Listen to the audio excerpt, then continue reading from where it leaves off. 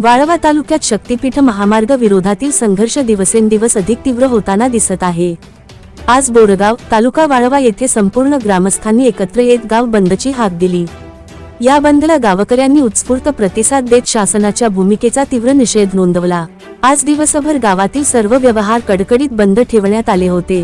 व्यापारी, शेतकरी, युवक आणि ग्रामस्थ मोठ्या संख्येने आंदोलनात सहभागी झाले होते। शक्तीपीठ महामार्गामुळे सुपीक जमिनी धोक्यात येणार असल्याची भावना व्यक्त करत ग्रामस्थांनी सरकारविरोधात जोरदार घोषणाबाजी केली। यावेळी आंदोलनकर्त्यांनी शेतकऱ्यांच्या हिताविरोधातील कोणताही निर्णय सहन केला जाणार नाही असा इशारा देत आंदोलन आणखी तीव्र करण्याचा निर्धार व्यक्त केला। नमस्कार, मी प्रदीप अशोक पाटील बोरगाव इथला युवक शेतकरी आहे।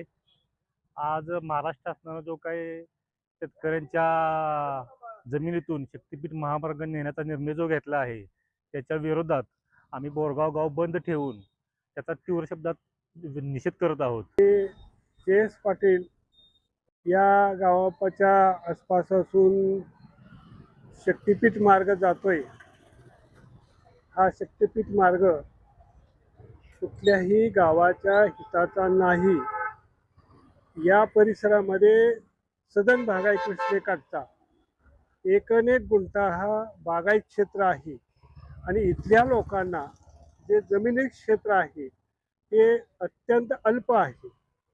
या जर शक्तीपीठ मार्गाने जर त्यांची जमीन हस्तगत केली तर ते भूमिहीनच होणार आहेत आणि भूमिहीन झाल्यानंतर उद्याच्याला पुढची पिढी त्यांची पैसे आज त्यांच्याकडे येतील, ते खर्च करतील, आनंदात जगतील कदाचित, पण पुढची पिढी त्यांना दोष देईल, आमच्यासाठी काय केलं, काय राखून ठेवलं हा दोष देतील आणि त्यांना जगणं मुश्किल होईल। बाबा हा मार्ग होऊ नये आणि शासनानं लोकांचं दुःख विचारात घ्यावं, लोकांच्या वेदना लक्षात घेणं गरजेचं आहे।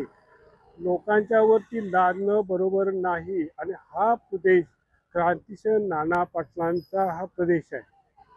शक्तीपीठ महामार्ग जो राज्य शासनाचा किंवा साधारण मुख्यमंत्र्यांचा ड्रीम प्रोजेक्ट म्हणून गाजावाजा केला जातो, तो शेतकऱ्यांच्या दृष्टीनं ड्रीम प्रोजेक्ट नसून हा काळ आहे शेतकऱ्यावरती आलेला, हा घालाय।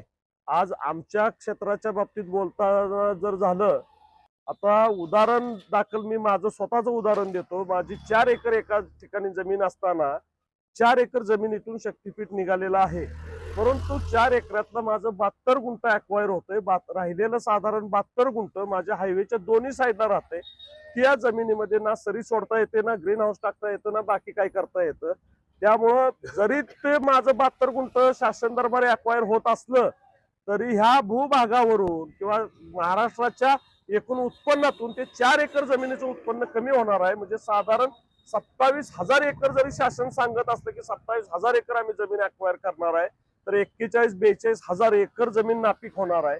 हा धोका आहे आम्हाला। हे आमच्या भागापुरतं बोलतो, ह्या त्याच पद्धतीनं सगळीकडची अवस्था आहे। हा शक्तीपीठाचा घाट सरकारनं का घातला ह्याच्याबद्दलची कल्पना सुद्धा ह्या माणसांची करवत नाही। गेली ज्या बाजूला जायचं आहे त्यांना अनेक मोठे रस्ते आजही उपलब्ध आहेत आणि उपलब्ध असलेल्या रस्त्याने त्याचा प्रवासही होत नाही। आणि जे काही शक्तीपीठ जोडले गेलेत असा कोणताही देव नाही हिंदूंचा की तिथं जाता येत नाही। आज तिथं जाण्या येण्याची सगळ्यांची सोय आहे, तरी सुद्धा हा शक्तीपीठ लादण्याचा प्रयत्नही केला। शक्तीपीठ झाला तर आमच्यावर परिणाम काय होणार आहेत? आम्ही 2005चा पूर झेलला, 2019चा झेलला, 2021चा झेलला। पूर आल्यानंतर आज जी वॉटर लेवल गावामध्ये होत्या त्याच्यामध्ये गावाला पूर्ण विस्थापित व्हायला लागते। विस्थापित झाल्यानंतर सगळी जमीन पाण्याखाली जाते, त्यामुळे आम्ही त्या वर्षीच आमचं पीकही जाते। जर हा शक्तीपीठ झाला तर हिची वॉटर लेवल आणि 5 ते 10 फुटाने वाढेल आणि 10 फुटाने जर वॉटर लेवल वाढल्यानंतर बोरगावच्या आमच्या असणाऱ्या सकल भागामधल्या सगळ्या घरावनी पाणी निघून जाईल आणि आमचे घरदारं आम्हाला सोडून जावं लागेल। मग सरकारला बहुजन समाजाला विस्थापित करायचं आहे का? त्याचा फायदा कोणाला होणार आहे?